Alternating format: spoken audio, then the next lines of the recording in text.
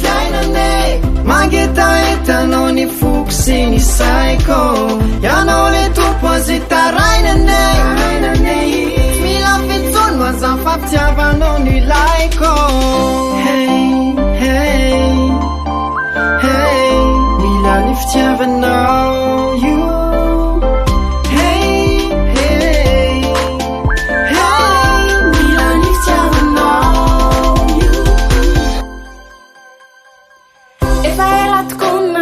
fitiavana tsisy fepetra ny fitiavan' jesosy ihany mihoatra ny zava-drehetra fa satria ny tany mitapitaka mampitomany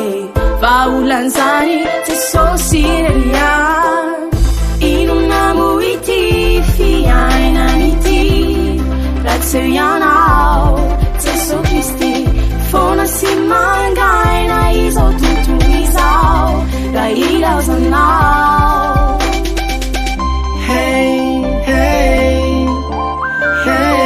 mila ny fitiavanao io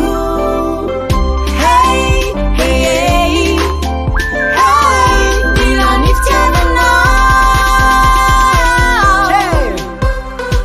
Here we go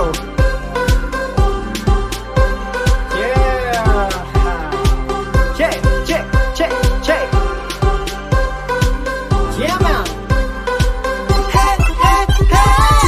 fitiavana lehibe zany raha tsy mahafony aino antiny jesosy tena nidina teto tany izanakondry tsy mba nanatsiny ny fizylatsaina ny volona ndratraina fa hoe mpaminano sankampanakotatsai fa ny fitiavany hatramy farany sady nokatrsainy anarany lasa na ianao tsy tiany very ty hatramin'ny ainina tolone manoatra lono mpandresa tsy miady rery fefa vita amin'ny tompony tolone izy no azy mba ho fiainana sady fiainana beta be ao aminy tsiny tsy vitake fa izy fitiavana akabe